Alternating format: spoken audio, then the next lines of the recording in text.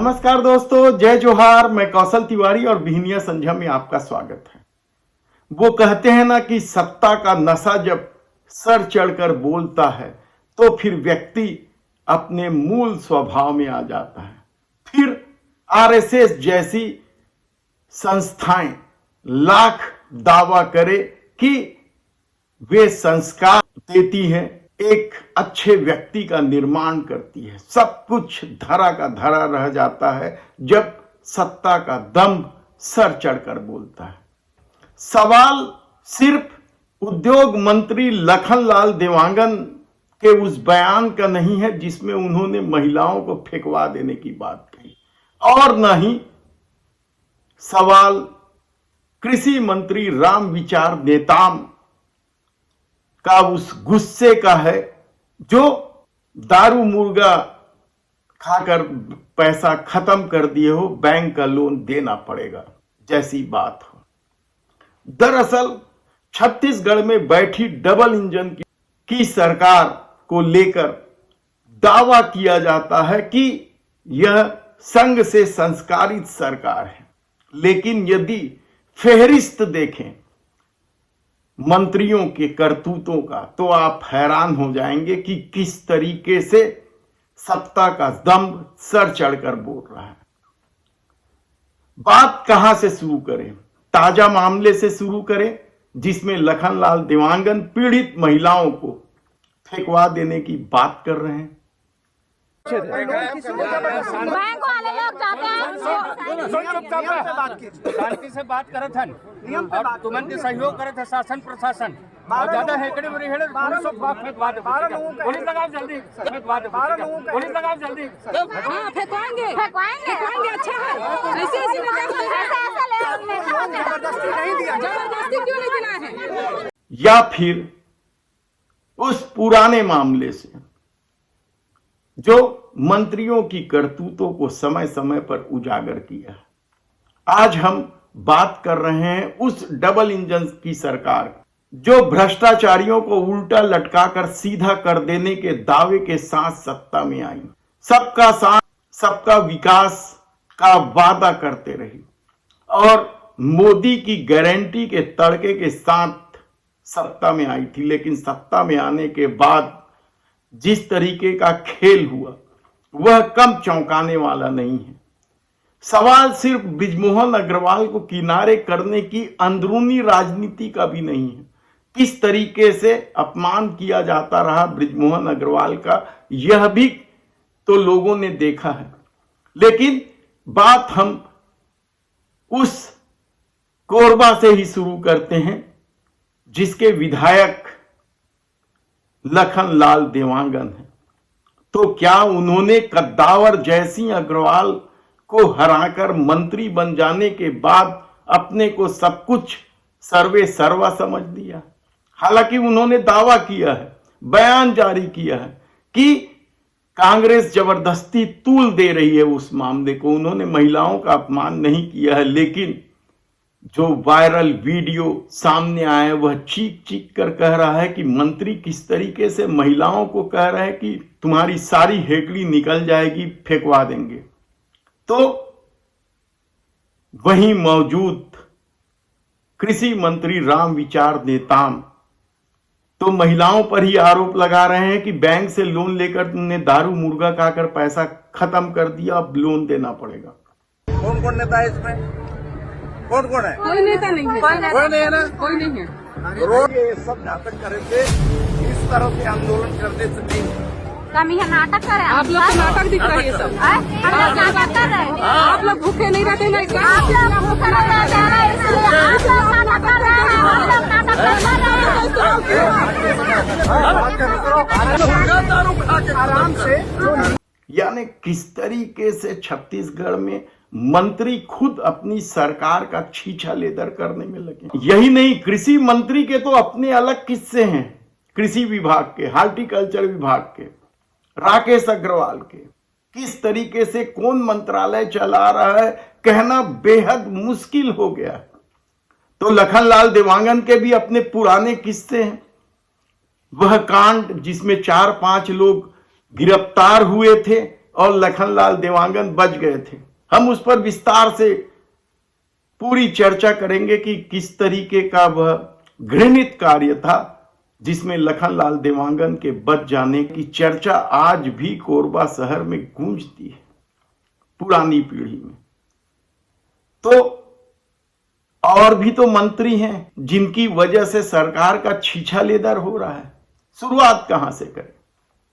केंद्रीय गृह मंत्री अमित शाह के लाडले माने जाने वाले ओपी चौधरी से करें, जिन्होंने बेरोजगार युवकों को किस तरीके से जवाब दिया था जब वे 33,000 शिक्षकों की भर्ती को लेकर पहुंचे थे। क्या कुछ नहीं कहा था उन्होंने। और आज भी विधानसभा में शिक्षा मंत्री के दावे के बाद भी भर्ती प्रक्रिया शुरू नहीं हुई है। शिक्षा मंत्री ने दावा किया था कि बजट स्वीकृत है लोकसभा चुनाव के पहले, और लोकसभा चुनाव आते ही सब कुछ भूल गए। तो विजय शर्मा ने भी तो किसानों का कर्जा माफ कर देने का दावा किया था और एक मुश्त धान की कीमत देने की बात कही थी। कहां दिया जा रहा है एक मुश्त?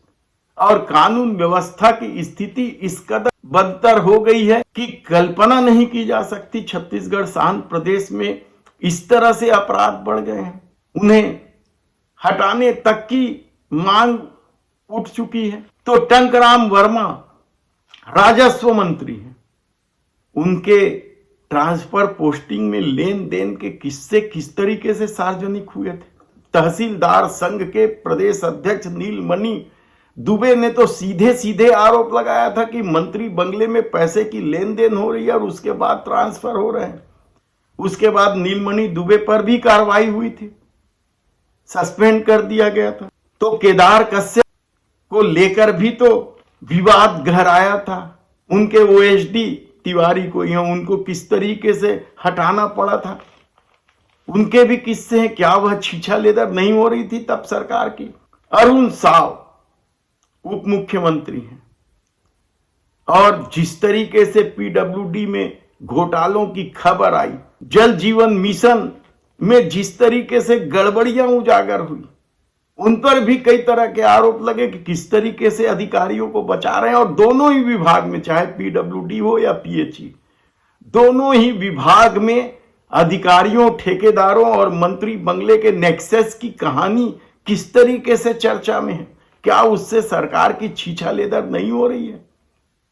और सड़क निर्माण के एक मामले में, सड़क घोटाले के एक मामले में तो एक पत्रकार की हत्या हो गई, मुकेश चंद्राकर की, बीजापुर में।